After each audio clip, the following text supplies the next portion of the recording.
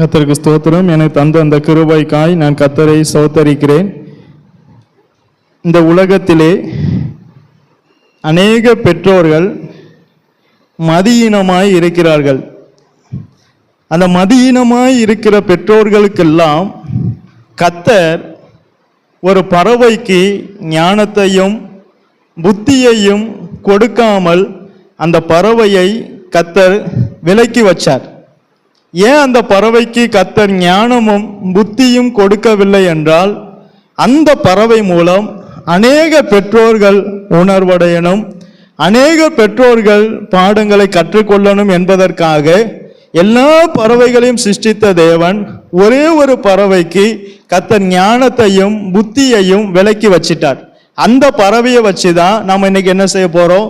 பாடத்தை கற்றுக்கொள்ள போறோம். வாசிங்க யோபுவின் புஸ்தகம் 39ஆம் அதிகாரம். யோபுவின் புஸ்தகம் 39ஆம் அதிகாரம் 13ஆம் வசனம் முதல் 17ஆம் வசனம் வரை வாசிங்க. தீக்குருவிகள் தங்கள் செட்டைகளை அசைவாட்டி ஓடுகிற ஓட்டம் நாரை தன் செட்டைகளாலும் இறகுகளாலும் பறக்கிறதற்கு சமானம் அல்லவோ. இந்த தீக்குருவிய மூலம்தான் நம்ம மதியீனமான பெற்றோருக்கு ஒரு எடுத்துக்காட்டாக இந்த தீக்குருவிய வச்சிருக்கார். தீக்குருவி என்றால் தீக்கோழி என்று அழைப்பார்கள். அதாவது நெருப்பு கோழி. இந்த நெருப்பு கோழி சுமார் 9 அடி உயரம் வளரக்கூடியது. ஆனா எவ்வளவு உயர்ந்தாலும் என்ன இல்லை? ஞானமும் புத்தியும் இல்லை. ஆனா இது மூலம் கர்த்தர் நமக்கு என்ன வச்சிருக்கிறார்? ஆனால் ஒரு பாடத்தை வச்சிருக்கார். என்னன்னா, இந்த தீக்குருவியால பறக்க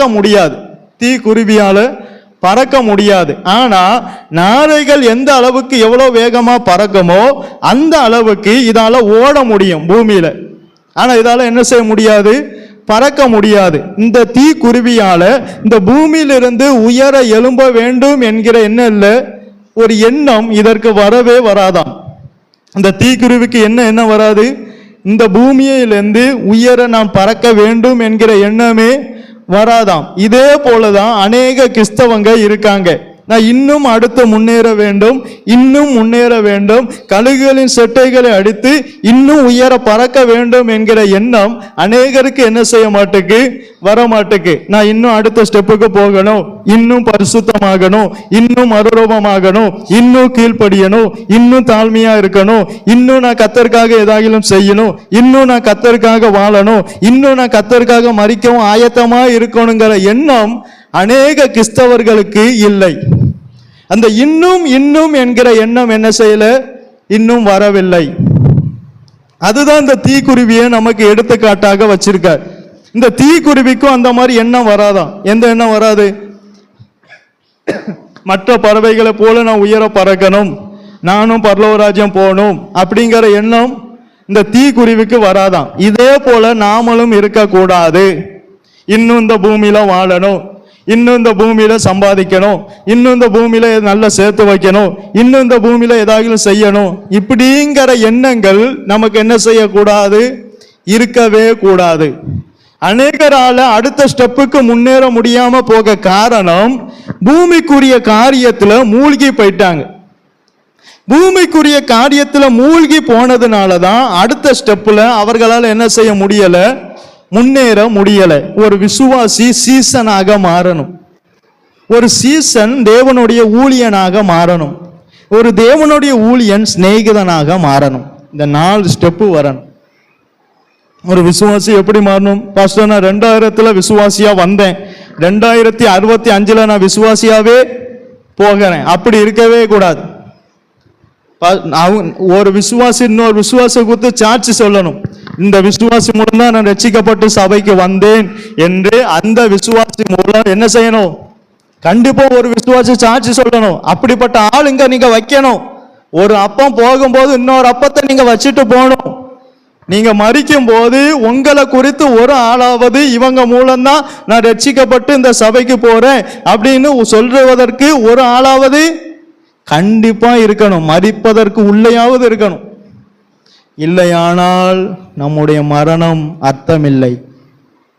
கிறிஸ்து எனக்கு ஜீவன், அது ஆதாயமாக இல்லை. உலகத்தாரை போலதான் நாமளும் மரித்திருக்கிறோம் என்று அர்த்தமாகும். அப்படி நாம மறிக்க கூடாது. நம்ம போகும்போது நம்மை குறித்து ஒரு சாட்சியாவது இருக்கணும். இவன் மூலம்தான் ரட்சிக்கப்பட்டு சபைக்கு வந்தா, பிள்ளைகளை குறித்து இருக்கணும். இவன் மூலம்தான், இவன் என் ஃப்ரெண்டு, இவன் மூலம்தான் நான் ரட்சிக்கப்பட்டு இந்த சபைக்கு வந்தேன்னு உங்களை குறித்து சாட்சி சொல்ல என்ன இருக்கணும்?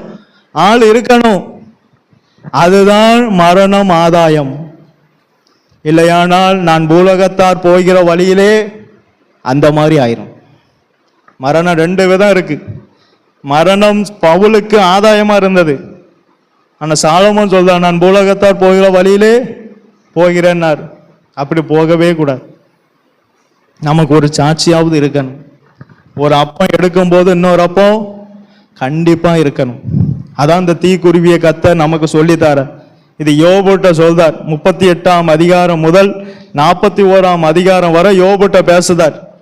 யோபுட்ட ஒவ்வொரு பறவையா எடுத்து எடுத்து ஒவ்வொரு மிருகம், அப்ப எவ்வளவு தூரம் பொறுமையா யோபு கேட்டிருக்கார் பாருங்க. ஐயா, ஒவ்வொரு பறவையை இப்படி எடுத்து ஒவ்வொன்னா சொன்னா எவ்வளவு நேரம் ஆகும்?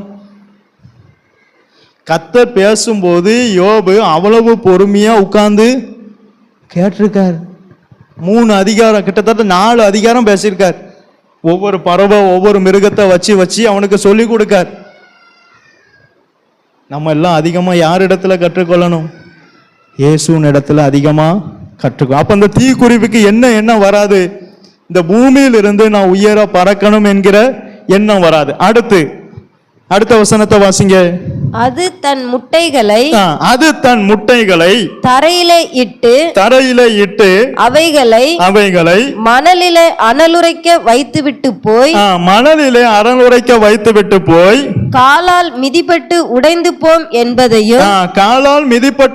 போகும் என்பதையும் காட்டு மிருகங்கள் அவைகளை மிதித்துவிடும்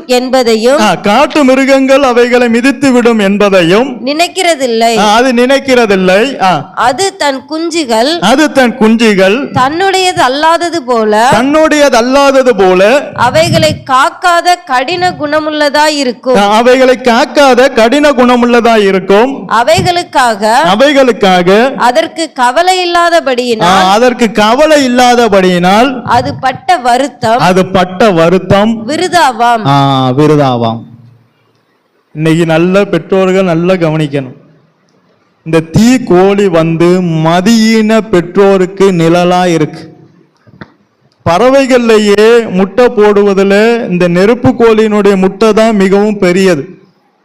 ஆனா இந்த நெருப்பு கோழி முட்டை போட்டுட்டு என்ன செய்யுமானால் அதை அடகாக்காது. அதற்கு எந்த ஒரு காரியத்தையும் செய்யாது. மணல்ல அனல் உரைக்க வைத்துதான் அந்த குஞ்சு வெளியே வரும். அது ஏதாவது ஒட்டகம், இந்த தீக்குருவி வனாந்தரத்துல தான் இருக்கும். காலால ஒட்டகம் மிதிக்கும் என்கிற கவலை இருக்காது. ஏதாவது மிருகம் என் குஞ்சுகளை பறிக்கும் என்கிற கவலை இருக்காது.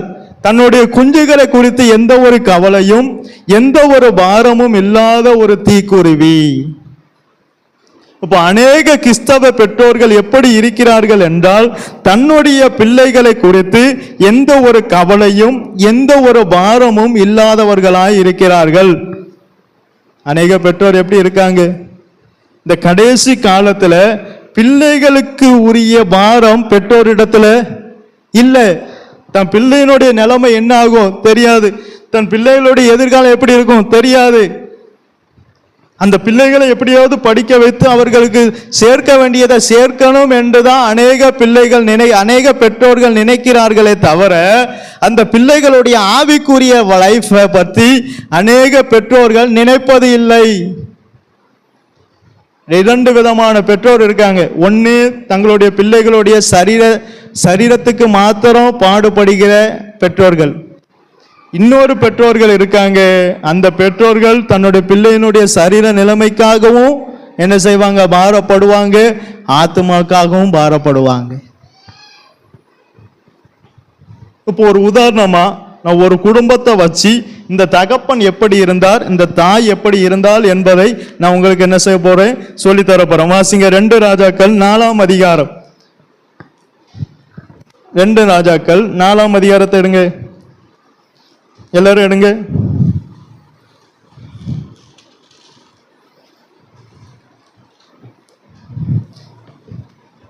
இந்த 4ஆம் அதிகாரத்துல 8ஆம் வசனம் முதல் ஒரு குடும்பம் வருது. இந்த குடும்பம் எங்க இருக்குன்னா சூனேம் என்கிற ஊர்ல இருக்கு. ஆதலால் அந்த ஸ்திரீக்கு பேரு சூனேமியாள். சூனேம் என்கிற ஊர்ல அந்த ஸ்திரீ இருந்தனால அந்த ஸ்திரீக்கு பேர் என்னது? சூனேமியாள். இங்க ஒரு தகப்பனும் இருக்கிறார், ஒரு தாயும் இருக்கார்.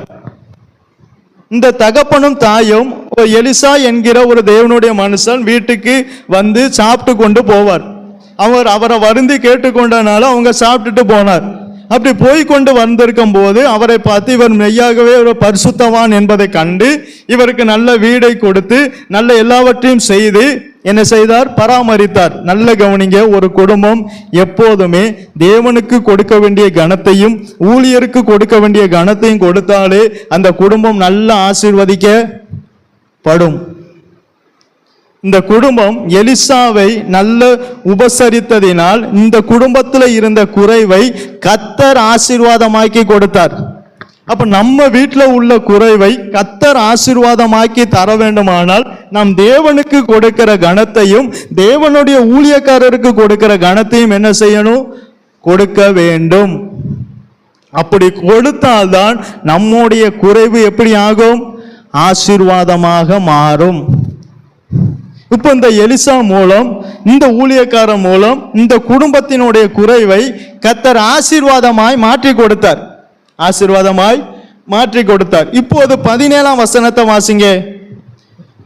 அந்த ஸ்திரீ கர்ப்பம் தரித்து, அப்ப அந்த குடும்பத்துல என்ன குறைவு இருந்தது? பிள்ளை இல்லாத ஒரு குறைவு இருந்தது. அதை கர்த்தர் ஆசீர்வாதமாக்கி கொடுத்தார். அந்த ஸ்திரீ கர்ப்பம் தரித்து எலிசா தன்னோட சொன்னபடி ஒரு உற்பத்தி கால திட்டத்தில் ஒரு குமாரனை பெற்றாள். அந்த பிள்ளை வளர்ந்தான். ஒரு நாள் அவன் கவனிங்க, நம்முடைய பிள்ளைகள் எல்லா நாளும் ஒண்ணு போல,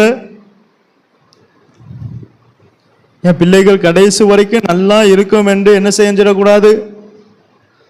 என் பிள்ளைகள் கடைசி வரைக்கும் சாத்தானுடைய கையில அகப்படாது என்று என்ன செஞ்சிடக்கூடாது? நிர்விசாரமா இருந்துடக்கூடாது. இந்த பிள்ளை வளர்ந்தான். இப்ப வளர்ந்த பிறகு என்ன நடக்கு? ஒரு நாள் அவன் அறுப்பறுக்கிறவர்களிடத்தில் இருந்த தன் தகப்பன் அண்டைக்கு போயிருக்கும் போது அங்க ஒரு அறுப்பு நடக்கு. நல்ல விவசாயம் இருக்கு, இந்த குடும்பத்துக்கு என்ன இருக்கு? நல்ல விவசாயம் இருக்கு. இப்ப அறுப்பு அண்டைக்கு அந்த இடத்துக்கு இவர் போறார். யார் போறான்? பையன் போறான். போன போது தன் தகப்பனை பார்த்து என் தலை நோகிறது என்றான். அப்பொழுது அவன் வேலைக்காரனிடத்தில் இவன் தாயினிடத்தில் எடுத்துக்கொண்டு போய் விடு என்றான். இந்த தகப்பனை நல்லா பாருங்க. இந்த தகப்பன்ட்ட போய் பிள்ளை சொல்லுது, அப்பா எனக்கு தலைவலிக்கு. இந்த தகப்பனுக்கு தன்னுடைய பிள்ளையை குறித்து சரீர பிரகாரமான நிலைமையை குறித்தும் அக்கறை இல்லை, தன்னுடைய ஆத்மாவை குறித்தும் என்ன இல்லை? அக்கறை இல்லை. அவன் போய் தகப்பன் இடத்துல சொல்றான், அப்பா எனக்கு தலைவலிக்கு. நேர வேலைக்காரன் கூப்பிட்டு இவனை எங்க கொண்டு போங்க? அப்ப இவனுக்கு வேலை தான் அதிகமா முக்கியத்துவமா இருக்கிறத தவிர தன்னுடைய பிள்ளைகளுடைய நிலைமை எப்படி இருக்கிறது என்பதை அறியக்கூடிய பாரமும் கவலையும் இவர்களிடத்துல இல்லை. இப்ப இவன்கிட்ட கேட்ட இவன் என்ன சொல்லுவான்? இந்த தகப்பன் இடத்துல, என் பையனுக்காக தான் நான் இவ்வளவு தூரம் வேலை பார்த்து. ஆனா இந்த பையன் தலைவலின்னும் போது இந்த தகப்பனார் என்ன சொல்றார்? இவனை தாயின் இடத்துல கொண்டு போய் விடு. இவனை குறித்து ஒரு அக்கறை இல்லை பாருங்க, ஒரு பாரம் இல்லை. இருந்துதான் இல்ல, தன்னுடைய வேலைதான் இவனுக்கு முக்கியத்துவமா இருக்கிறதே தவிர தன்னுடைய பிள்ளைகளை குறித்து தன்னுடைய பிள்ளைகளை விசாரிப்பது இல்லை. தன்னுடைய பிள்ளைகள் எப்படி இருக்கிறார்கள் என்பது அவனுக்கு தெரியல. தன் பிள்ளைகள் எந்த நிலைமையில இருக்காங்க என்பது தெரியல. அந்த பிள்ளைக்குள்ள யார் இருக்கா என்பது தெரியல. எதுவுமே தெரியாம தன்னுடைய பிள்ளைகளை குறித்து அக்கறையும் பாரமும் இல்லாத ஒரு தகப்பன், தன்னுடையது அல்லாதது போல தீக்கோழி எப்படி இருக்கு? தன் குஞ்சுகள் தன்னுடையது அல்லாதது போல கடினமுள்ளதா இருக்கிறது போல இந்த தகப்பன் இருக்கார். எப்படி இருக்காரு? இப்படிப்பட்ட தகப்பனார் இருக்கவே கூடாது. பிள்ளையினுடைய சரீரத்தை குறித்தும் உங்களுக்கு பாரம் இருக்கணும், ஆத்மாவை குறித்தும் பாரம் இருக்கணும். இல்லையா நீங்க இன்னும் என்ன செய்யல? ரட்சிக்கப்படவே இல்லை. பாரம் இல்லாத பெற்றோர் மதியின பெற்றோருக்கு ஒப்பாக சொல்லப்படுகிறது. தன்னுடைய பிள்ளைகளை குறித்து கவலை இல்லாத பெற்றோர் மதியின பெற்றோருக்கு ஒப்பாக சொல்லப்படுகிறது. இப்ப அடுத்து வாசிங்க. அவனை எடுத்து அவன் தாயினிடத்தில் கொண்டு போன போது அவன் மத்தியானம் மட்டும் அவள் மடியில் இருந்து செத்து போனான். பிள்ளை செத்து போனதை கூட தெரியாத ஒரு தகப்பனார். பிள்ளையினுடைய ஆத்மா செத்து போயிட்டா தெரியல, பிள்ளை எப்படி இருக்கு தெரியல, பிள்ளை என்ன செய்யுது தெரியல, பிள்ளை என்ன சாப்பிட்டது தெரியல, பிள்ளை படிச்சுதா தெரியல, எதுவும் தெரியாது. நான் எங்க போயிட்டேன்? நான் எங்க இருக்கேன்? வயக்காட்டில் இருக்கேன், விவசாயம் பார்த்துட்டு இருக்கேன். என் பிள்ளை படிச்சுதான்னு தெரியல, என் பிள்ளை சாப்பிட்டுதான்னு தெரியல, என் பிள்ளை ஜெபம் பண்ணான்னு தெரியல, எதுவுமே தெரியல. இப்படிப்பட்ட பெற்றோர்கள் இந்த உலகத்துல கடைசி காலத்துல இருக்காங்க. தீக்கோழி மாதிரி இருக்கவே கூடாது. அதுக்காக தான் தீக்கோழிக்கு ஞானத்தையும் புத்தியையும் நமக்காகவே அதற்கு விலைக்கு வச்சிட்டார். அதை உண்டாக்கும் போது என்ன கொடுக்கல? ஞானமும் புத்தியும் கொடுக்கலையாம், விலைக்கு வச்சிட்டாராம். நீங்க அந்த 17 வசனத்தை வாசிங்க. யோபு 39:17 கடைசி வசனம். தேவன் அதற்கு புத்தியை கொடாமல் ஞானத்தை விலக்கி வைத்தார். ஞானத்தை விலக்கி வச்சுட்டாராம். இந்த பிரசங்கத்தை நான் எடுக்கும் போது ஒருத்த ஞாபகம் வந்தது. பாரப்பட்டேன். அவங்க இப்படிதான் இருக்காங்க, கத்தை காட்டி தந்த பிள்ளைகள் என்ன செய்து, என்ன சாப்பிடுதா, தூங்குதா, ஜெபம் பண்ணிச்சா, வேதம் வாசிச்சான்னு பெற்றோர் என்ன செய்யணும்? கண்டிப்பா அதை கவனிச்சிருக்கணும். பாஸ்டர் வாஸ்திருப்பான், பாஸ்டர் என்னது பைபிள் வாஸ்திருப்பான்னு நினைக்கும் பாஸ்டர். சில பெற்றோர் சொல்லுவாங்க அவன் வாஸ்திருப்பான்னு நினைக்கேன். அப்ப எப்படிப்பட்ட பெற்றோரை இருக்காங்க? ஐயா, பெற்றோரை கூட பிள்ளைகளை கூட கவனிக்காத அளவுக்கு நீங்க வேலை பார்த்து என்ன செய்ய போறோம்? அந்த பிள்ளைகளுக்காக தான் வேலை பார்க்காங்க. ஆனா அந்த பிள்ளைகள் ஆத்மா எப்படி இருக்குன்னு தெரிய மாட்டேக்கு, அந்த பிள்ளைகள் சாப்பிடுதான்னு தெரிய மாட்டேக்கு. அப்ப என்ன வேலை பார்க்கும்?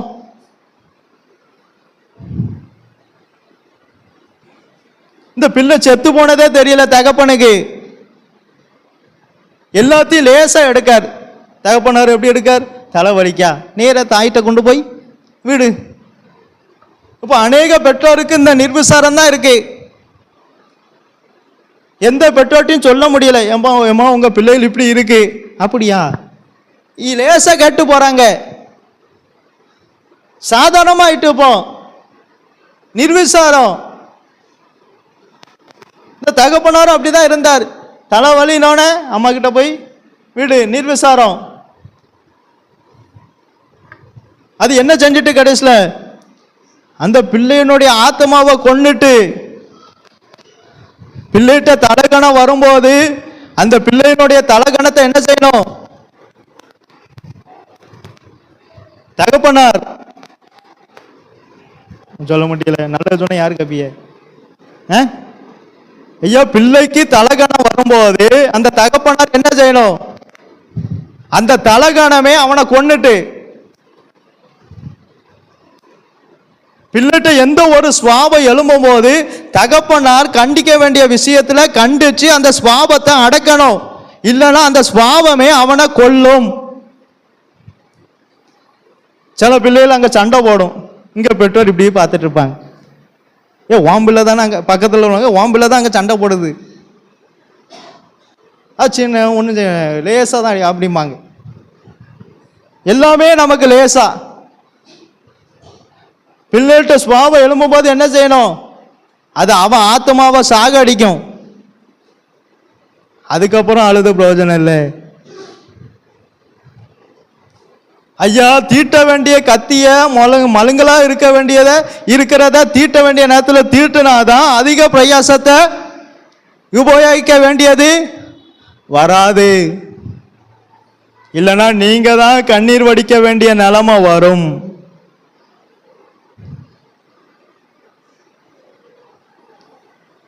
பிள்ளைகள்கிட்ட ஏறும், தலைக்கணம் ஏறும், அது ஏறும், இது வரும். அதை யார் தான் அடக்கணும்?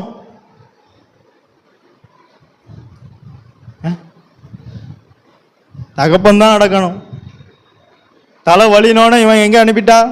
ஏன்னா எனக்கு சம்மந்தமே இல்லை, என் வேலை முடிஞ்சது, எனக்கு என்ன இல்லை. அது தாயினுடைய பொறுப்பு. நல்ல கவனிங்க. உங்களுக்கும் உங்க மனைவிக்கும் தான் என்ன இருக்கு? பொறுப்பு இருக்கு. அவங்களுக்கு மட்டும்தான் கடமை இருக்குன்னு இல்லை. உங்களுக்கு என்ன இருக்கு? அவன் ஏதாவது சேட்டை பண்ணா தாயிட்ட அனுப்பிடுறது. யாச்சு யாருக்காப்பா? அவங்க தான் கேட்கணும். ஏன்னா இவங்க வேலை முடிஞ்சது. நம்ம என்ன சொல்லுவோம்? என் பிள்ளைக்காக நான் சம்பாதிக்கேன், ரூபா தாரேன், நீ அவனுக்கு பொங்கி போடு. அதான் வேலை முடிஞ்சது. அவன் எப்படி இருக்கான் தெரியாது, அவன் என்ன சாப்பிட்டான் தெரியாது, அவன் ஜெபம் பண்ணானா தெரியாது, அவன் வேதம் வாசித்தானா தெரியாது. இப்படிப்பட்ட பெற்றோர் தான் அநேகர் இருக்காங்க. கடினமுள்ள பெற்றோர். தன்னுடையது அல்லாதது போல, தன்னுடைய குஞ்சுகள் தன்னுடையது அல்லாதது போல எப்படி இருக்காங்க? கடினம் உள்ளதா இருக்காங்க. இப்ப அந்த பிள்ளை என்ன ஆயிட்டு? செத்து போயிட்டு. அப்பொழுது அவள் ஏறி போய் அவனை தேவனுடைய மனுஷன் கட்டிலின் மேல் வைத்து அவன் வைக்கப்பட்ட அறையின் கதவை பூட்டி கொண்டு போய். அந்த தாய்க்கு பிள்ளைய குறித்து எவ்வளவு விசுவாசம் இருக்குன்னு பாருங்க. நம்ம என்ன செய்வோம்?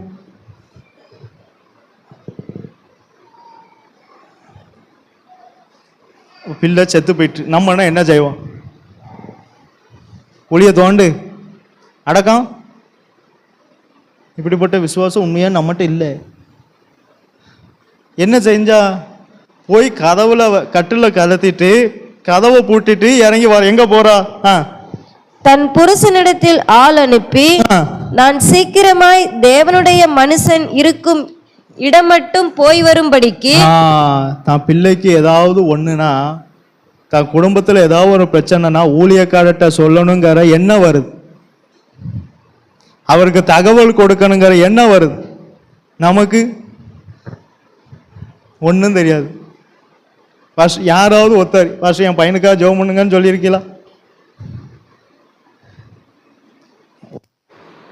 சொன்னவங்கள விடுங்க. ஃபர்ஸ்ட் என் பிள்ளைகளுக்காக ஜெபம் பண்ணிக்கிடுங்கன்னு யாராவது சொல்லியிருக்கீங்களா?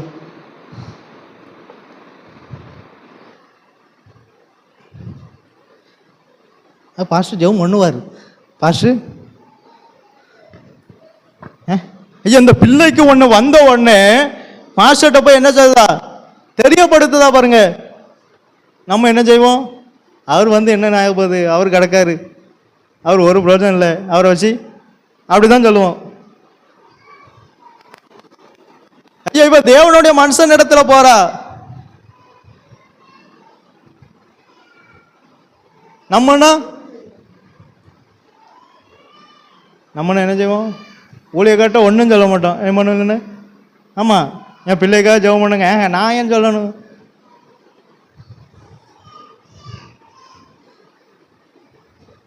இந்த தாய் எங்க போறா? தேவனுடைய மனுஷன் இடத்துல நான் ஆள் அனுப்பி போய் வரும்படிக்கு வேலைக்காரரில் ஒருவனையும் ஒரு கழுதையையும் எனக்கு அனுப்ப வேண்டும் என்று சொல்ல சொன்னாள். அப்பொழுது அவன், இது அமாவாசையும் அல்ல, ஓய்வு நாளும் அல்லவே, நீ இன்றைக்கு அவரிடத்துக்கு போக வேண்டியது என்ன என்று. மனைவிக்கே தெரியுது. என் கணவட்ட சொல்லி ஒரு பிரயோஜனமும் சொன்னவ என்ன சொல்லியிருக்கணும்? எப்பா நம்ம பிள்ளை செத்து போச்சுன்னு சொன்னலுமா வேண்டாமா? அப்ப அவளுக்கே தெரியுது பாருங்க, என் கனவை எப்படிப்பட்ட கனவு. ஒரு அளவுக்கும் உண்மை சொல்லல பாருங்க. நான் தேவனுடைய மனுஷன் இடத்துக்கு போகணும், எனக்கு ஒரு கழுதையை மட்டும் தாங்க அப்படிதான் சொன்னான். ஆனா அதுக்கு அவர் என்ன சொல்றாரு? நானும் சர்ச்சுக்கு போக மாட்டேன், நீயும் இப்போ போய் என்ன செய்ய போற? அதான் அதனுடைய அர்த்தம். அது என்ன இல்லை, ஓய்வு நாளும் இல்லை, அமாவாசையும் இல்லை. நம்ம என்னைக்கு வருவோம்? ஞாயிற்றுக்கிழமை போனா போதும். அவர் கூப்பிட்டது ஞாயிற்றுக்கிழமையும் இல்லை, வெள்ளிக்கிழமை வர சொல்றாரு, சனிக்கிழமை வர சொல்றாரு. இது எதுக்கு போவானே? ஐயா அவனும் அப்படிதான் சொன்னான். ஏம்மா இன்னைக்கு அமாவாசை இல்லை, அமாவாசைனா நீ தேவனுடைய மனசத்தை போய் ஜெபம் பண்ணிட்டு வரலாம். இன்னைக்கு ஓய்வு நாளும் இல்லை, ஓய்வு நாளாவது நீ தேவன சபைக்கு போயிட்டு வரலாம். இந்த நாளில் எதுக்கு போற? ஞாயிற்றுக்கிழமை போனா போதாதா? இப்போ கிறிஸ்தவ பெற்றோரே அப்படிதான் சொல்றாங்க. சபைக்கு வர பெற்றோரே அப்படிதான் மனைவி மாட்ட சொல்றாங்க. ஏம்மா நீ ஞாயிற்றுக்கிழமை போனா போதும், நம்ம ஞாயிற்றுக்கிழமை போய்க்கிடுவோம், இன்னைக்கு போய் ஒன்றும் இப்போ அநேக பெற்றோர் அப்படிதாங்க இருக்காங்க. பைபிள்லயே இருக்கு பாருங்க. சனிக்கிழமை போய் நீ ஒன்றும், ஏன்னா பிள்ளை ஆத்மா உயிர்ப்பிக்கப்பட்டோம், பிள்ளை ஆத்மா இன்னும் உயிர்ப்பிக்கப்பட்டு தேவனோடு நெருங்கிடும். உன் வீட்டாரே உனக்கு இந்த தகப்பனார் இவனும் போக மாட்டான், போற மனைவியும் போக விடல, அந்த மனைவி பிள்ளைகளுக்காக போகுது, அதையும் அனுப்ப மாட்டேக்கார். அப்ப எவ்வளவு கடினம் உள்ள பெற்றோர், எவ்வளவு கடினம் உள்ள தகப்பனார். அநேகர் இப்படிதான் இருக்காங்க. பிள்ளைகளுக்காக நம்மளும் அழமாட்டோம், மனைவி மாறாது அழுவதுக்கு வருவாங்க, அவங்களையும் விட மாட்டோம். கடைசியில் அந்த பிள்ளைக்கு ஒன்று ஆகும்போது தான் பாஸ்டர் பாஸ்டர் பாஸ்டர், அப்போ தான் ஹாலிங் மேலே அனுப்புறது. எப்போ அந்த பிள்ளைக்கு ஒன்று வந்த உடனே சபைக்கு போகணும், ஊழியக்காரர்கிட்ட சொல்லணும், ஜெபம் பண்ணணும் என்கிற எண்ணம் வருதே. எத்தனை பேருக்கு அந்த எண்ணம் வந்தது? ஏன் நம்மளாம் கடினம் உள்ள பெற்றோர். நம்மளாம் யாரு? இந்த தாய் தன்னுடைய பிள்ளைக்காக வருது. எத்தனை தாய்மார்கள் தூங்குதாங்க. தாய்மாரெல்லாம் என்ன செய்தாங்க? தூக்கம் வருது அவங்களுக்கு. எங்க பிள்ளைகளை குறித்து எங்க பாரமா வருது, எங்க என்ன வருது, என்ன வருது? எத்தனை தாய்மார்கள் தன்னுடைய பிள்ளைகளுக்காக சபைக்கு வராங்க.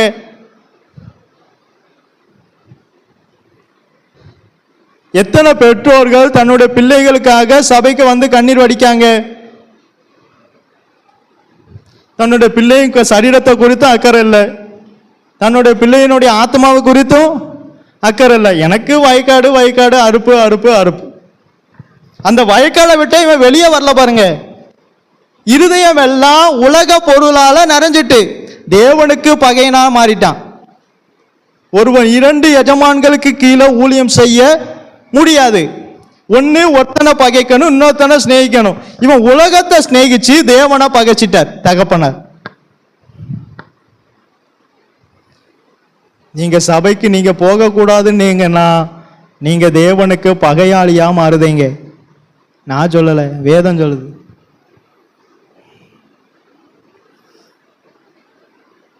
அப்பப்போ என்ன செய்யணும்?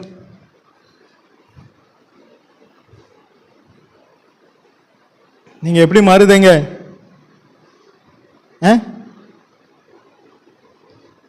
எப்படி மாறுதீங்க? சிலர் இதை கேட்கும் போது இருதயத்தை கடினப்படுத்துவாங்க, அது வேற. எப்படி மாறுதோ? இன்னைக்கு தான் எல்லாத்துக்கும் தூக்கம் வருது பார்த்தீங்களா? நான் கவனிச்சுட்டே இருக்கேன், அந்த ஆவி கேட்க விட மாட்டேன். அந்த ஆவி நிறைய பேருக்கு தூக்கத்தை கொடு. இதனால பிள்ளைகள் பாதிக்கப்படும். நான் கவனிச்சுட்டே இருக்கேன். நிறைய பேருக்கு அலுப்புல வரல, அந்த ஆவி அப்படி தூக்கத்தை கொடு. இது வரைக்கும் தூங்காதவங்கெல்லாம் தூங்குதாங்க, அது உள்ள போக விட மாட்டு.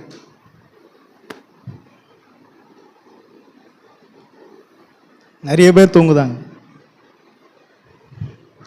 அது முக்கியமான ஆளெல்லாம் தூங்குது. எனக்கு அதான் வருத்தம். எனக்கு எந்த ஆளை காமிச்சாலும் அந்த ஆளும் தூங்குது.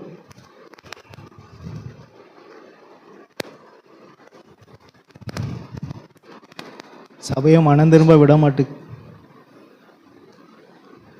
வசனம் உள்ள போக விட மாட்டேங்கான். வழி இருக்கு, விதைத்தது ஆகாயத்து பறவைகள் வந்து பக்கத்திலே இருக்கு பறவை, சாத்தான்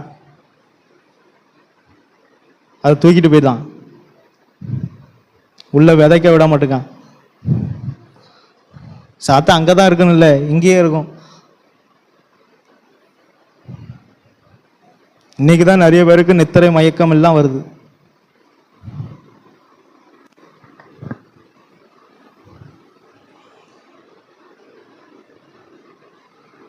நிலம் நல்ல நிலமா மாறணும்.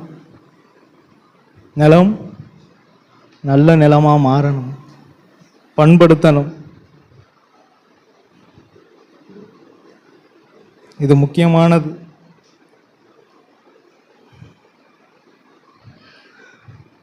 நேற்று இப்படி வரல, இன்னைக்கு வருது, அது விதைக்க விடலை.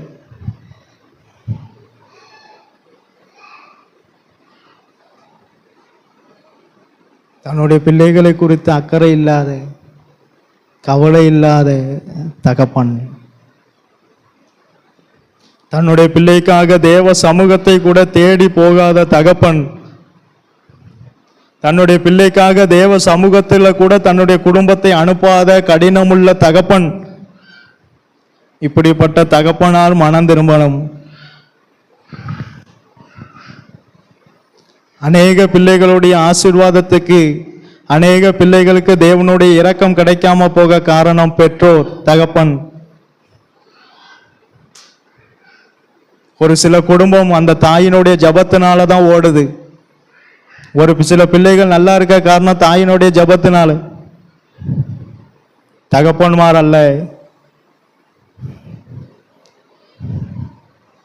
பிள்ளைக்காக கவலை வேணும், பிள்ளைகளுக்காக பாரம் வேணும். வேலை இன்னைக்கு போகும், நாளைக்கு வரும். அந்த வருமானம் இவன் ஆத்மாவை காப்பாத்தல, இவன் அறுத்த வருமானம் இவன் அந்த பிள்ளையினுடைய ஆத்மாவை காப்பாத்தல. இவன் அறுத்த வருமானம் இந்த தாய்க்கும் இந்த பிள்ளைக்கும் சமாதானத்தை கொடுக்கல. இவன் பார்த்த வேலை இந்த தாய்க்கு சமாதானத்தை கொடுக்கல. இந்த தகப்பனார் பார்த்த வேலை பிள்ளைக்கு சமாதானத்தை கொடுக்கல. இந்த தகப்பனார் பார்த்த வேலை பிள்ளையினுடைய ஆத்மாவை கூட உயிர்ப்பிக்கல. நம்ம வேலை வேலைன்னு போறோம், ஆனா நம்ம பிள்ளையினுடைய ஆத்மா அது உயிர்ப்பிக்கவே படாது. அது உயிர்ப்பிக்கல. தன் மனைவிக்கு கூட சமாதானத்தை கொடுக்கல இவன் பார்த்த வேலை. தன் பிள்ளைக்கு கூட ஒரு சமாதானத்தை கொடுக்கல.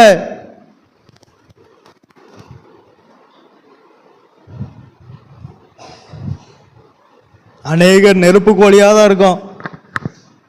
அநேக தகப்பனார் எப்படி இருக்கும்? நெருப்பு கோழியா இருக்கும். ஆனா இந்த தாய்க்கு பாரம் இருந்தது. தாய்க்கு என்ன இருந்தது? தாய்மாருக்கு என்ன வேணும்? பிள்ளை அப்படி இருக்கு அப்படி இருக்குன்னு வருத்தப்பட்டால் போதாது, அந்த பிள்ளைக்காக உபவாசம் இருந்து ஜெபம் பண்ணணும். அது பருட்ட வருத்தம் எல்லாம் விருதாவா போயிட்டு. அந்த வசனத்தை வாசிங்க. அது பட்ட வருத்தம் விருதாவா போயிட்டுன்னு ஒரு வசனம் இருக்க, வாசிங்க. அது தன் குஞ்சுகள் தன்னுடையது அல்லாதது போல அவைகளை காக்காத கடின குணமுள்ளதா இருக்கும். அவைகளுக்காக அதற்கு கவலை இல்லாதபடியினால் அது பட்ட வருத்தம் விருதாவாம். வருத்தம் இருக்கு குஞ்சுகளை குறித்து, ஆனா அந்த வருத்தம் விருதாவா இருக்கு. சில பெற்றோர் அப்படிதான், பாரம் இருக்கும், என் பிள்ளை இப்படி இருக்கேன்னு சொல்லுவாங்க.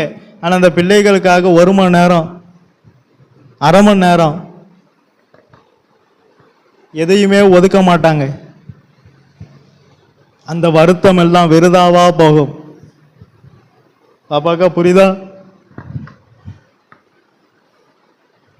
பிள்ளைகள் மேல பாரம் உங்களுக்கு இருந்தால் நல்லது, கவலை இருந்தா நல்லது. ஆனா அதற்கு தகுந்தாற் போல கிரியையும் இருக்கணும். இந்த தாய் என்ன செஞ்சா? என் பிள்ளை செத்துட்டு, என் பிள்ளை மனம் திரும்பல, அவன் ஆத்மா பாவத்துல செத்துட்டு, அந்த பாவத்துல செத்த பிள்ளைக்காக தாய் ஓடுதா. யாரு நிக்க சொன்னாலும் நீ நிக்காதங்க வேலைக்காரட்ட. அப்ப நம்மளாம் வீட்டால் நிக்க சொன்னாலே,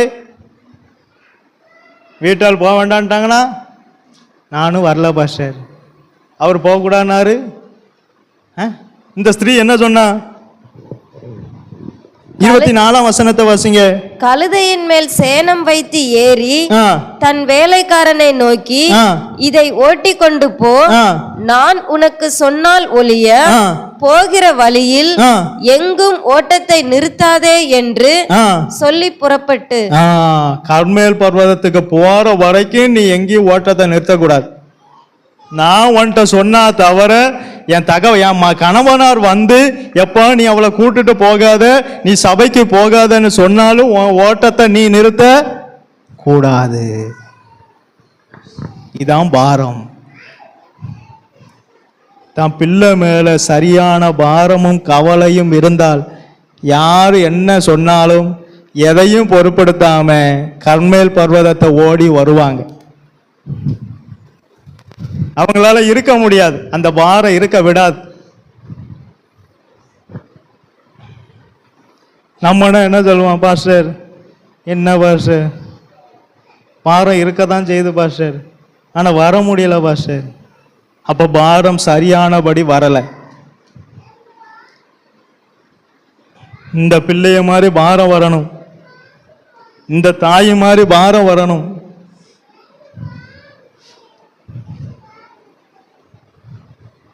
அந்த தாய்க்காக கர்த்தர் போன ஆத்மாவையும் திரும்ப கொண்டு வந்துட்டார். எவ்வளவு பெரிய காரியம் செய்தார்.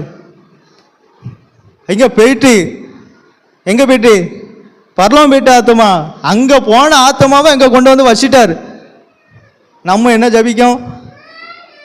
2 நிமிஷம், கர்த்தாவே என் பிள்ளைய நீர் மாற்றும். பாஸ்டர் என்ன செஞ்சிட்டேன்? ஜபம் பண்ணிட்டேன், என் பிள்ளைக்காக ஜபம். அங்க போன ஆத்மா திரும்ப வர வரைக்கும் ஜபிச்சான். அவ பிரயாசத்தை எலிசா பார்த்தார். கர்த்தர் நமக்கு பலனை தருவது, பிரயாசப்படுகிறவன் பலனில முந்தி பங்கடைய வேண்டும். அவ பிரயாசம், தகப்பனாரே போகக்கூடான்னு சொன்னாலும் அவ வந்தா, கணவர் போகக்கூடான்னு சொன்னாலும் அவ வந்தா, தான் பிள்ளைக்காக வந்தா, வேலைக்காரனே நின்னாலும் அவ வரணும்னு வந்தா, தான் ஓட்டத்தை எங்கேயுமே நிறுத்தாம ஓடி வந்தா. அப்படிப்பட்ட பாரமுள்ள தாயார் இல்லை, அப்படிப்பட்ட பாரமுள்ள தாயார் இல்லை. கோழி எத்தனை தரமோ தன் குஞ்சுகளை, நீங்க கோழிக்கும் தீக்கோழிக்கும் வித்தியாசம் இருக்கு பாருங்க. அநேக பெற்றோர் எப்படி இருக்கும்? தீக்கோழியா இருக்கும், கோழியா இல்லை. கோழி தன் குஞ்சுக்கு ஒரு ஆபத்து வரும்போது என்ன செய்யும்? ஜபத்துல வைக்கும், ஜபத்துக்குள்ளாக கொண்டு வரும். இப்ப அநேக பெற்றோர் அப்படி இல்லை. சிறக விடுச்சு என்ன செய்யும்? அங்க கொண்டு வரும் குஞ்சுகளை, ஜபத்துக்குள்ள வைக்கும், கர்த்தருடைய பாதத்துக்குள்ளாக கொண்டு வரும், தன் பிள்ளைகளுடைய காரியத்தை கொண்டு வரும். சாத்தான் வந்துட்டான்னு தெரிஞ்ச உடனே, சாத்தான் என் பிள்ளைய அகப்படுத்த போறான் தெரிஞ்ச உடனே தன் பிள்ளைய எங்க கொண்டு வருது? கர்த்தருடைய சமூகத்துக்குள்ள கொண்டு வருது. அப்படிப்பட்ட பெற்றோர் இல்லை.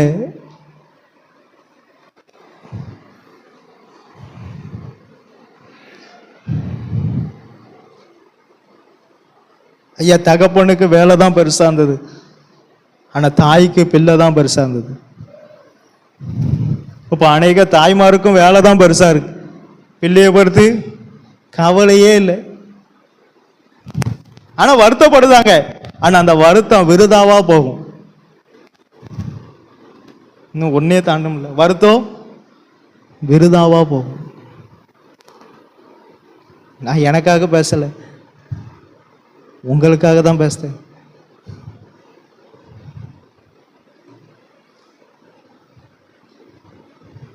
நீங்க இதை நடைமுறைக்கு கொண்டு வந்து பாருங்களேன், உங்க பிள்ளைகள்கிட்ட ஆட்டோமேட்டிக்கா எல்லாம் மாறும். நீங்க அந்த செட்டைகளுக்குள்ள கொண்டு வந்து பாருங்க, ஜபத்துக்குள்ள கொண்டு வந்து பாருங்க, ஆட்டோமேட்டிக்கா எல்லாம் மாறும். கதவு திறக்கப்படும். ஒரு தாயினுடைய ஜபம் ஒரு பிள்ளைக்கு மிக மிக அவசியம். ஏன்னா தகப்பனார் கண்டிப்பா ஜெபிக்க மாட்டாங்க. ஏன்னா வேதத்துல சொல்லப்பட்ட பிரகாரம் தான் அவங்களும் இருக்காங்க. இங்க எத்தனை பேர் இருக்காங்கன்னு எனக்கு தெரியாது, நான் பொதுவா சொல்லுது. ஆனா ஒரு தாயினுடைய ஜெபம் மிக மிக முக்கியம்.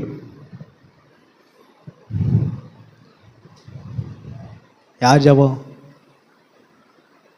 யார் ஜெபம்? ஒரு தாயினுடைய ஜெபம். தகப்பன் இல்லாம பிள்ளை வளர்ந்துடும், ஆனா ஒரு தாய் இல்லாம வளர முடியாது. பார்த்துருக்கீங்களா? தகப்பன் இல்லாம அந்த பிள்ளை வளர்ந்துடும். ஏன்னா யாரு இருக்கா?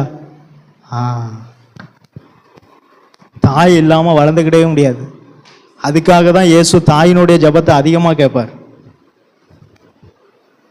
ஏன்னா தாய்க்கு தான் அதிகமா பாரம் வரும். ஏன்னா வேதனைப்பட்டு பிரசவித்தது யாரு? தாய் இல்ல. நம்ம வேலை முடிஞ்ச நம்ம ஒதுங்கிடுவோம். அப்படிதான் அவர் செஞ்சார். எனக்கு வேலை இருக்கு, இவனை தாய்கிட்ட போய் விடு. அதுக்கப்புறம் எதாவது கேட்டாரா? பிள்ளை எப்படி இருக்கு, கடவுள் எப்படி இருக்கு, எதாவது கேட்டாரா? உங்க பிள்ளை வேதம் வாசித்துதான் என்பது யாருக்கு தெரியணும்? தகப்பனாருக்கு தெரியணும். உங்க பிள்ளை ஜெபம் பண்ணுனா என்பதை தகப்பனாருக்கு நீங்க என்ன செய்யணும்?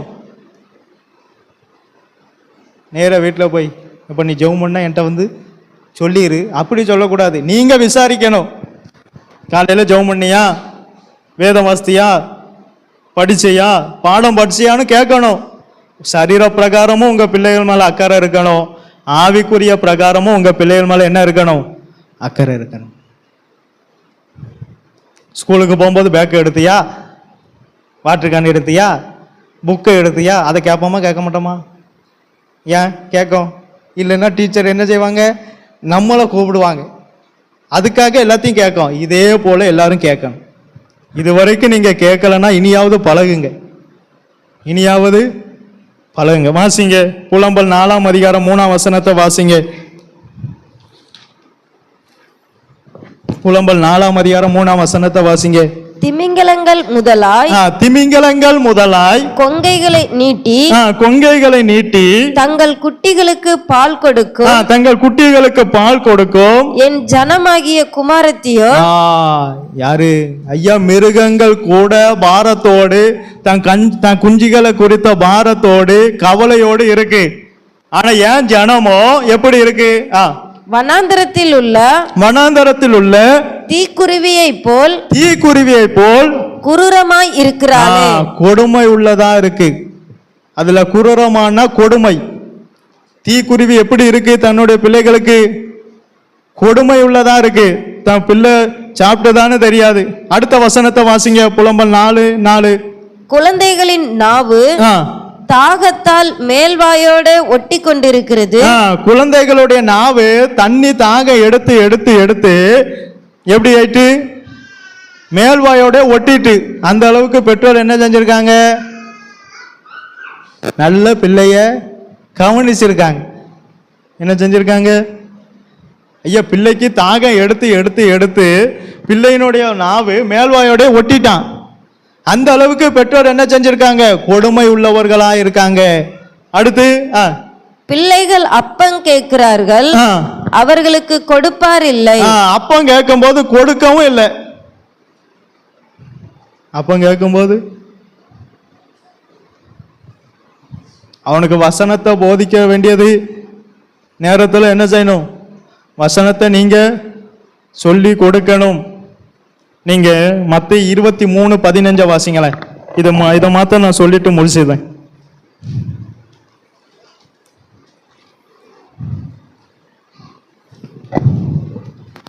மாயக்காரராகிய வேதபாரகரே,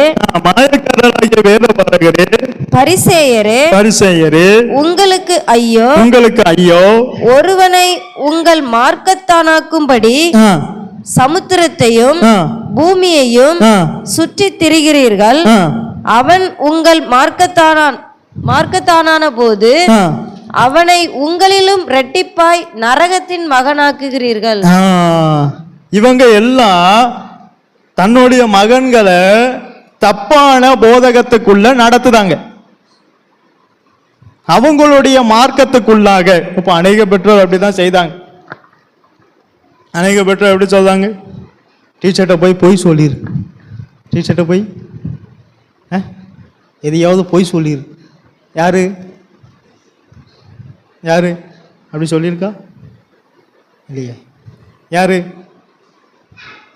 இப்பவே பொய் சொல்ல கற்றுக் கொடுத்து, இப்பவே பக்கத்து பையனை அடிக்க கற்றுக் கொடுத்து, இப்பவே கெட்ட வார்த்தை பேச கற்றுக் கொடுத்து, இப்பவே எழுத்து பேச கற்றுக் கொடுத்து, இப்படி கற்றுக் கொடுத்து கற்றுக் கொடுத்து கற்றுக் கொடுத்து அந்த பிள்ளை எப்படி ஆகிட்டாங்க? நரகத்தின் மகனாய் மாட்டிட்டாங்க. ஆமா, தன்னுடைய மார்க்கத்தை தன்னுடைய உபதேசத்துக்குள்ள கொண்டு வராங்க. புளித்த மாவு, பரிசேய சதுசேய எந்த மாவு? புளித்த மாவு. இவன் கொஞ்சம் உண்மையா இருக்கணும்னு நினைப்பான், ஆனா உண்மையா இருக்க விட மாட்டாங்க பெற்றோர். இவன் நல்ல நியாயமா இருக்கணும்னு நினைப்பான், ஆனா நியாயமா இருக்க விட மாட்டாங்க.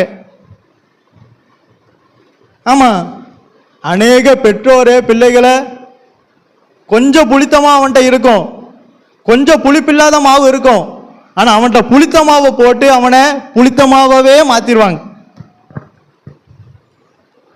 அந்த கொஞ்சம் புளித்த மாவு பிசைந்த மாவு அனைத்தையும் உப்பு பண்ணிடும். அவன் வர வர வர வர வர பெரியவனை ஆக ஆக ஆக ஆக போய் சொல்லாது அவனுக்கு எதா தெரியாது, பெருசா தெரியாது. களவு செய்கிறது பெருசா தெரியாது, மற்றவனை அடிக்கிறது பெருசா தெரியாது, கெட்ட வார்த்தை பேசுறது பெருசா தெரியாது, எதுவுமே பெருசா தெரியாது. ஏன்னா அவனை சின்ன வயசுலயே அப்படி கற்றுக் கொடுத்துட்டான். டீச்சர்கிட்ட போய் பொய் சொல்லு, சார்கிட்ட போய் பொய் சொல்லு, அங்கே போய் பொய் சொல்லு, இங்கே போய் அவனை அடி, அவன் பேசினோம்னா நீ பேசு, இப்படி கற்றுக் கொடுத்துட்டோம். சின்ன வயசுலேயே கெட்ட வார்த்தை பேசுவான் சில பையன். ஆமா, காரணம் அவனெல்லாம் நரகத்தின் மகனாக மாற்றுதாங்க. ஏதோ மாத்துதாங்க, நரகத்தின் பிள்ளையா மாத்துதாங்க. நம்ம போறதும் இல்லாம மற்றவனையும் எங்க அனுப்புதோம் நரகத்து. இது எதுக்கு? ஒன்று நம்ம போகணும், மற்றவனையாவது என்ன செய்யாம இருக்கணும். அதான் இயேசு சொல்ற. அந்த வசனத்தை திரும்ப வாசிங்க. மாயக்காரராகிய வேதபாரகரே, பரிசேயரே, உங்களுக்கு ஐயோ. அவங்களுக்கெல்லாம் ஐயோன்னா ஆபத்து, உங்களுக்கு ஆபத்து. ஒருவனை உங்கள் மார்க்கத்தானாக்கும்படி சமுத்திரத்தையும் பூமியையும் சுற்றி திரிகிறீர்கள். அவன் உங்கள் மார்க்கத்தானான போது அவனை. இப்ப நம்மளும் அப்படிதான். சில நேரம் நமக்கு ஒரு சில பேரை சப்போர்ட்டுக்கு வைப்பதற்கு, எப்ப எனக்காண்டி அவன்கிட்ட நீ கொஞ்சம் கோர்ட்ல எல்லாம் பார்ப்பல்ல, கோர்ட்ல பார்த்துருக்கீங்களா? எனக்காக நீ கொஞ்சம் அவன்கிட்ட ஜட்ஜிட்ட செய்யாததையும் செஞ்சேன்னு சொல்லிடு. அதான் அங்க போட்டிருக்கு. இதெல்லாம் பரிசேயர் சதுசேயர் வேதகபாரர்களுடைய ஆவி. தங்களுடைய மார்க்கத்துக்குள்ளாக அவன் வரணும், தங்களுக்கு சப்போர்ட் பண்ண வேண்டும், தங்களுடைய மார்க்கத்தானா இருக்க வேண்டும் என்பதற்காக இவனை நரகத்தின் மகனாக மாத்துதாங்க. அநேக கோர்ட்ல இப்படிதான் நடக்கு. எவனையாவது பிடிக்கிறது, எப்ப சும்மா ஒரு வார்த்தை சொல்லு, உனக்கு 10,000 ரூபா நான் தாரேன், உடனே இவன் என்ன செய்வான்? அது அவனுக்கு பெருசா தெரியுமா? தெரியாது. அவனுக்கு எது பெருசா தெரியும்? ஆனா இவன் எந்த மகனா மாறுதான்? அரவிந்த் நரகத்தின் மகனா மாறுதான். ஏன்னா அவனுக்கு அது பெருசா தெரியாது. ஏன்னா அவன் சின்ன வயசுல இருந்தே அப்படி கற்றுக் கொடுத்துட்டாங்க. தங்களுடைய மார்க்கத்துக்குள்ளாக வருவதற்கு இவங்கெல்லாம் பரலோகத்துக்கு கொண்டு போகணும்னு நினைக்கல, தங்களுக்கு வேணும், தனக்கு சப்போர்ட்டா இருக்கணும். அதுக்காக அவன் என்ன சொன்னாலும்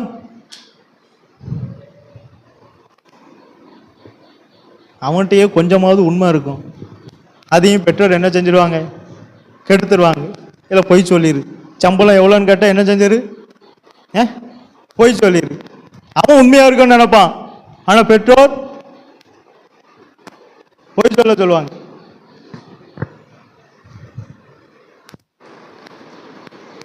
மாறணும், இன்னும் மாறல. இன்னும் எப்படி இருக்கும்? நரகத்தின் மகனாகவே இருக்கும். இனி எப்படி இருக்கும்? இனி வரப்போற சந்ததியாவது ஒழுங்கா விட்டு வைங்க. அவனையும் போட்டு கெடுத்துடாதீங்க. அவன் உண்மையா இருக்கானா இருக்கட்டும், அவனை தொந்தரவு பண்ணாதீங்க. அவன்கிட்ட உள்ள உண்மையையும் இது பண்ணாதீங்க. புளித்த மாவை போட்டு அவன்கிட்ட உள்ள கொஞ்சமாவே புளிப்பாக்காதீங்க. அவன் உண்மையா இருக்கட்டும். அநேக பெற்றோரே பிள்ளைகளை என்ன செஞ்சுதாங்க? கெடுத்துதாங்க. அவன் உண்மையா இருக்கான்னு நினைப்பான், அவனை உண்மையா இருக்க விட மாட்டாங்க. அவன் வேலையில உண்மையா இருக்கான்னு நினைப்பான், இருக்க விட மாட்டாங்க. வேலை பார்க்குற கூட உள்ளவங்களே உண்மையா இருக்க விட மாட்டாங்க. அங்க வேலை பார்க்குற ஒருத்தன் களவு செஞ்சா இவன் என்ன செய்யணும்? உண்மையா இருக்கணும். யோசேப்பு அப்படிதானே இருந்தான். யோசேப்பு எப்படி இருந்தான்? யோசேப்பு எப்படி இருந்தான்? என்ன செஞ்சான்?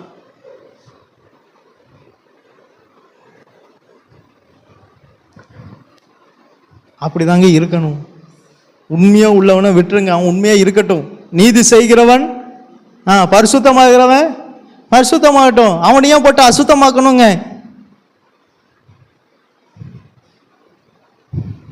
பெற்றோர்கள் உங்க பிள்ளைகளை நீங்களே கெடுக்காதீங்க. அவன் உண்மை இல்லாதவனா இருந்தா அவனுக்கு உண்மையை கற்றுக் கொடுங்க.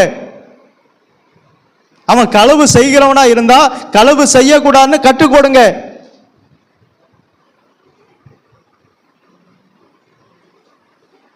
அவன் மற்ற பிள்ளைகளை அடிக்கிறவனா இருந்தா அடிக்க கூடாதுன்னு கற்றுக் கொடுங்க.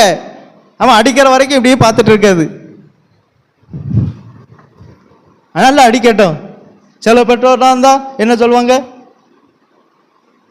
அவன் அடிக்கிற வரைக்கும் இப்படியே பார்க்காது. ஏன்னா அவனை எங்க கொண்டு போறாங்க? அவனை எங்க கொண்டு போறாங்க? பரலோகம் இல்ல, நரகத்துக்கு.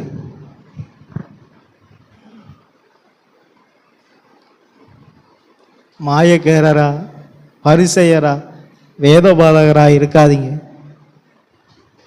தனக்கு ஆள் சேர்க்கணும்னு அவங்க நிறைய பேரை நரகத்தின் மகனா மாத்திட்டாங்க. அதான் இப்போ கோட்டே வந்துட்டு.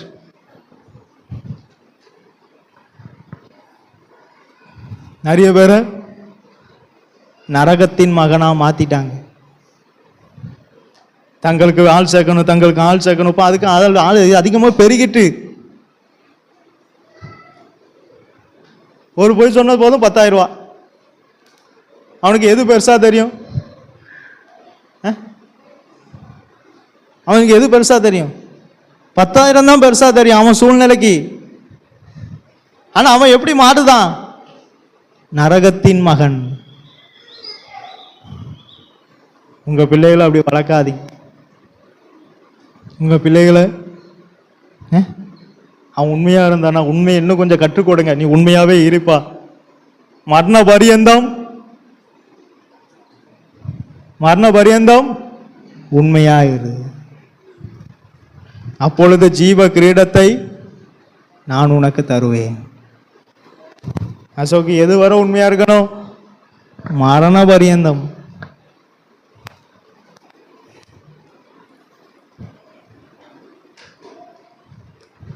சில பிள்ளை நல்ல பிள்ளைகளா இருக்கும், பெற்றோரே கெடுப்பாங்க.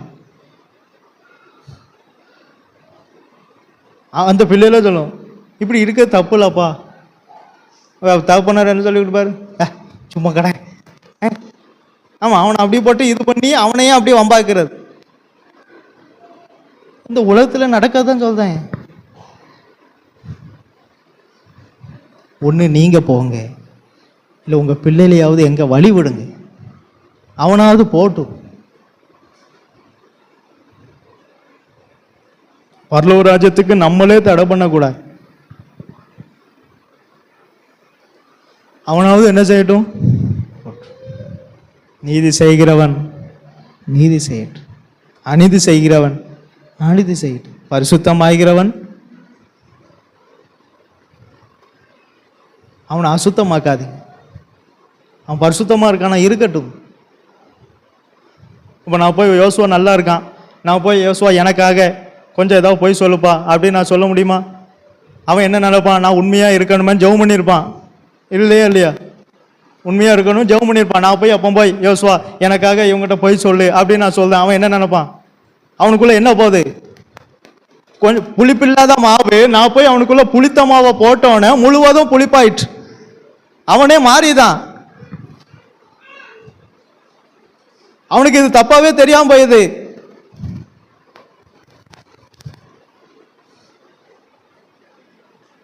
அதேதான் உண்மையா இருக்கானா, பரவாயில்லப்பா நீ உண்மையா இரு அப்படி சொல்லுங்க, தப்பே கிடையாது. அவன் பரிசுத்தமா இருக்கானா, பரிசுத்தமா இருன்னு சொல்லுங்க, தப்பு கிடையாது.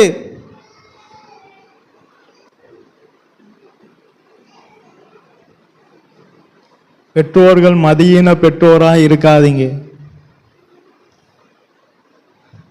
பெற்றோர்கள் பிள்ளையை கண்டிப்பதற்கு முன்பு நாம எப்படி இருக்கிறோம் என்பதை பார்த்து பிள்ளை என்ன செய்யுங்க. தாமஸ் ராஜ் பாஸ்டர் சொல்லுவார், என் பிள்ளைகளை நான் அடிக்கலை, என் பிள்ளைகள் என்ன பார்த்தே மாறிட்டும் பார். எப்படி அந்த அப்பாவை பார்த்தே அந்த பிள்ளைகள் மாறிட்டான். நம்மளை பார்த்து எந்த பிள்ளைகள் மாறுது? கொஞ்சம் யோசிங்க, நம்மளை பார்த்து எந்த பிள்ளைகள் மாறுது? ஏன்னா நம்ம அப்படிதான் பிள்ளைகளுக்காக ஜெபம் பண்ணுங்க. தாய்மாரெல்லாம் என்ன செய்யுங்க, ஜெபம் பண்ணுங்க. வேலையாவது வேலை அந்த வேலை உங்க பிள்ளைய பாவத்தில் இருந்து மீட்காது. தகப்பனார் வயக்காடு அறுப்புன்னு நின்னார். அந்த அறுத்த ஒரு மூட்டை கூட, அந்த அறுத்த ஒரு ரூபாய் கூட அந்த பிள்ளையினுடைய ஆத்மாவை என்ன செய்யல, காப்பாத்தவே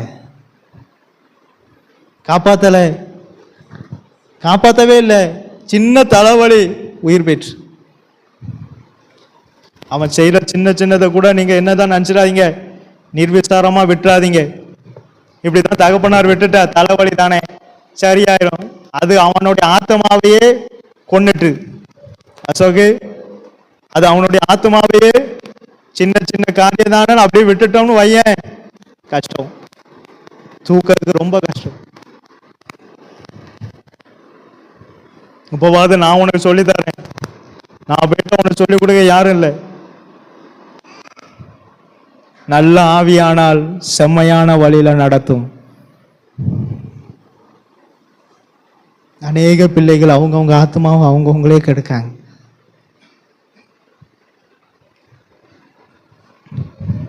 தாய்மாரும் அதுக்கு தந்தாப்புல இருக்காங்க. ஜெபிங்க, பிள்ளைகளுக்காக ஜெபிங்க. நீங்க வேலை பார்த்து அந்த பிள்ளையை நீங்க பரலோகம் கொண்டு போகவே முடியாது. வேணா அந்த ஸ்கூல்ல படிக்க வைக்கலாம், அவன் நல்ல ஒரு உத்தியோகத்துக்கு வேணா வரலாம், ஆனா எதுவுமே அவனை பரலோகம் கொண்டு போகாது. நீங்க பண்ற ஜெபந்தான் அவனை எங்க கொண்டு போகும், பரலோகம் கொண்டு போகும். அவன் கலெக்டராகவே இருந்தாலும் அங்க வர முடியாது. நீங்க படிக்க வச்சு அவனை கலெக்டராகவே ஆக்கினாலும் எங்க வரமாட்டான். அதே இது நீங்க அவனுக்காக ஜெபம் பண்ணுங்க, அவன் கலெக்டர் ஆகாம கொத்த நாள் வேலை பார்த்தாலும் பரலோகம் வந்துடுவான், கண்டிப்பா வருவான். ஏன்னா உங்க ஜெபம் அவனை எங்க கொண்டு போகும். ஒரு தாய் வந்து இயேசு இடத்துல கேட்டா, ஆண்டவரே எனக்கு 2 பிள்ளைகள் இருக்காங்க, ஒரு பையன் உம்முடைய வலது பார்சத்திலும் ஒரு பையன் உம்முடைய இடது பார்சத்திலும் உட்காரணும். எவ்வளவு ஆசை பாருங்க. நம்ம என்ன நினைக்கும், என் பிள்ளை இன்ஜினியர் ஆகணும், என் பிள்ளை ஐபிஎஸ் ஆகணும், என் பிள்ளை அம்பானிக்கு அடுத்த சீட்டில் உட்காரணும். ஆனால் யாராவது என் பிள்ளை பரலோகத்தில் இயேசு பக்கத்தில் உட்கார்ந்துருக்கணும் கேட்டிருக்கோமா?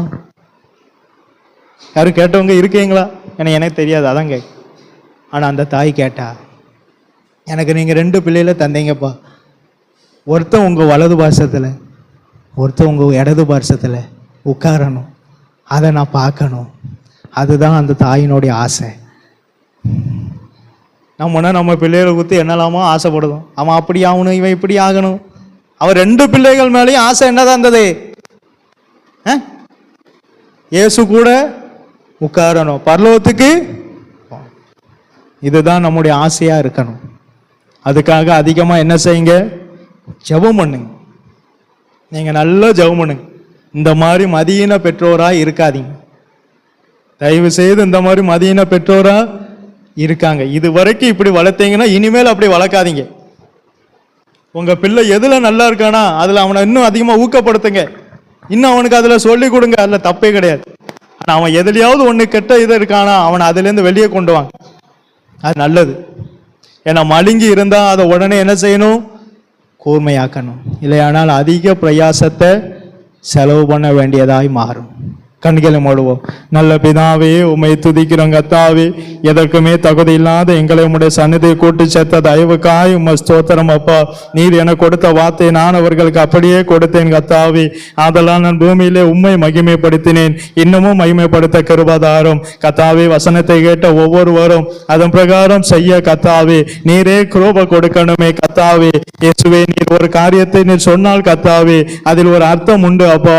கர்த்தாவே, நீரே ஒவ்வொரு தாய்மார்களையும் இன்னும் அதிகமாய் ஜெபிக்க வைக்கணுமே கர்த்தாவே. நீரே கிருபை செய்யும், நீரே ஆசீர்வதியும். உம்முடைய நாம மாத்திரம் மகிமைப்படட்டும். இயேசுவின் நாமத்தினால் ஜெபங்கேலும் ஜீவனுள்ள நல்ல பிதாவே, ஆமென். என் ஆத்துமாவே கர்த்தரை சோதரி, என் முழு உள்ளமே என் ஆத்துமாவே கர்த்தரை சோதரி, கர்த்தர் செய்த சகல உபகாரங்களையும் மறவாதே.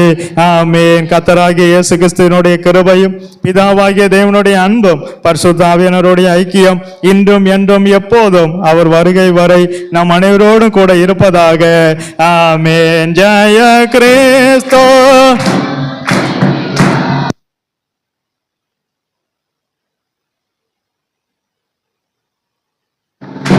ஜய கிறிஸ்து மோன்சகிரா, ஜயமாக நடத்திடுவா.